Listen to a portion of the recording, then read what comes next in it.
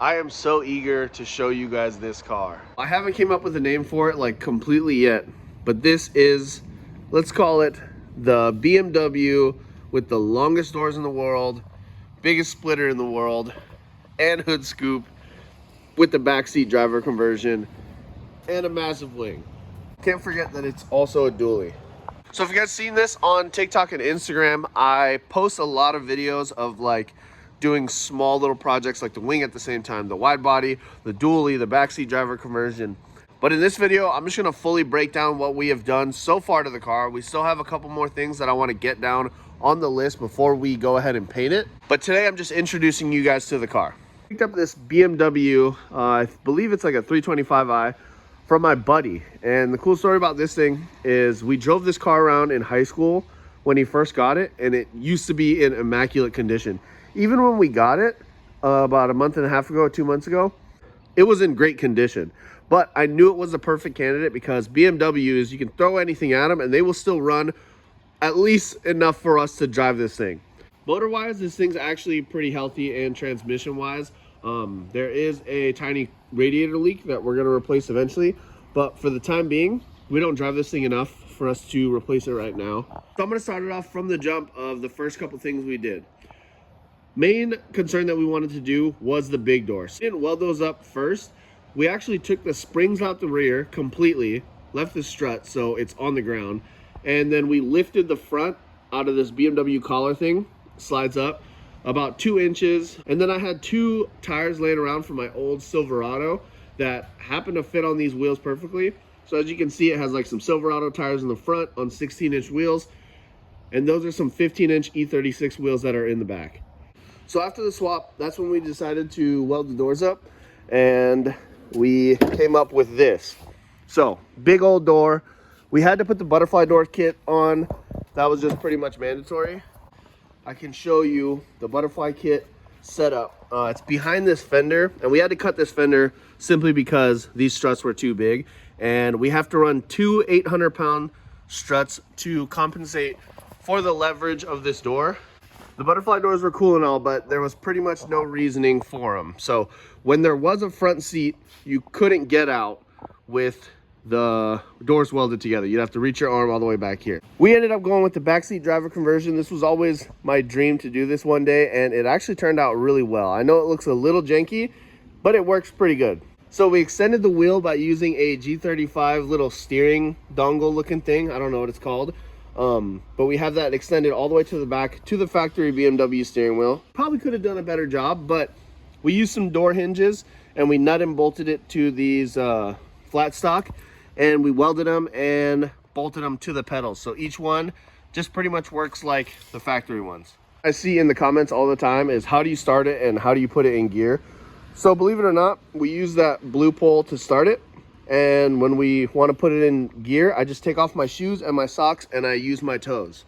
So the next thing we did was put a massive spoiler on it. It was mandatory.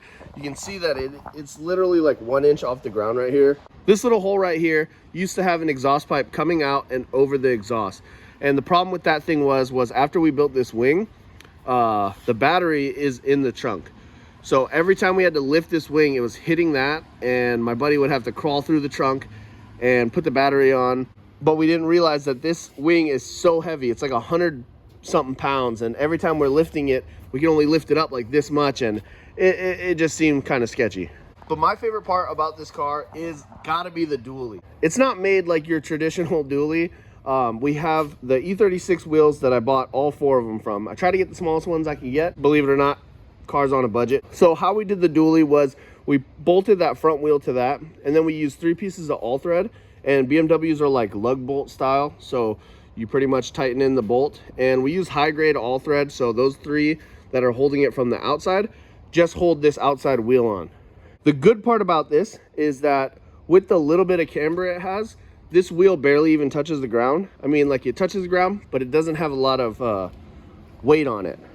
But we have 2 4-inch spacers stacked on each side, so a total of 8-inch spacers, and it doesn't turn amazingly. We still have to trim that inside piece. The problem is where that mounts for the butterfly door strut, we can only go so much. So this will always have clearance issues, but with the little clearance we do have, we can get around and drive this thing down the road and do some fun stuff with it.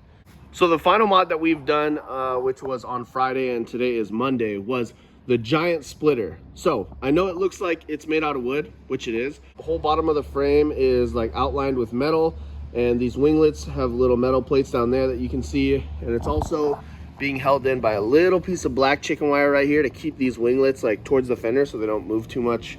So this did a lot, but that hood cowl scoop, I was kind of going for like a Mustang-y kind of vibe. We cut that thing and we lifted it up probably like 8 inches, maybe even more.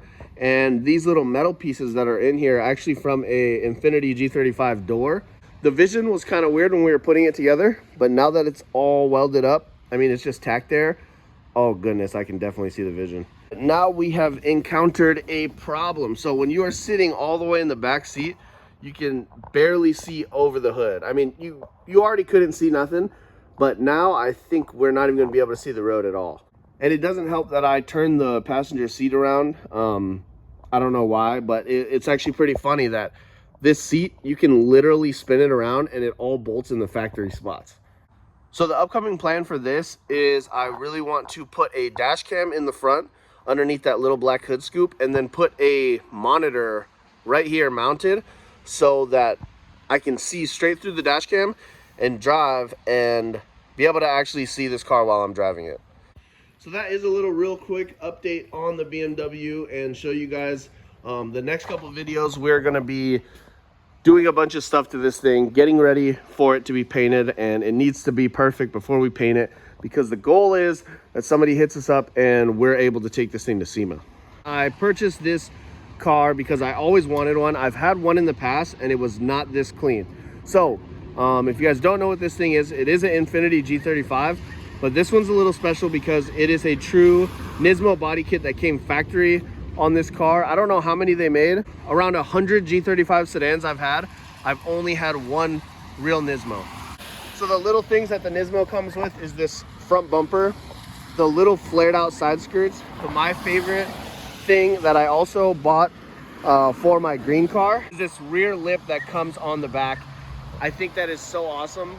So for the interior, I'm running 370Z seats. They sit lower and they're much more comfortable than the other one.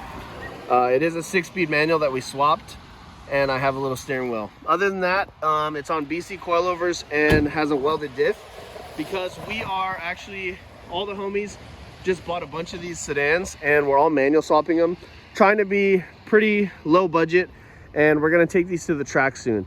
If you guys didn't know, I also run a G35 and 350Z part out business and G37s. So if you guys need any parts, hit me up on Instagram. I usually have one of everything in stock, so if you guys need something, let me know. Really stoked to be posting on YouTube again. This was the first platform that I really kind of went hard on. Since then, short form content has really taken over my life. I've been focusing on Instagram and TikTok lately, mostly TikTok. I just hit over 400K on there, so I feel really confident to start posting long form content again. And like I said, I'm super excited. So stay tuned. We have so much more planned for this thing.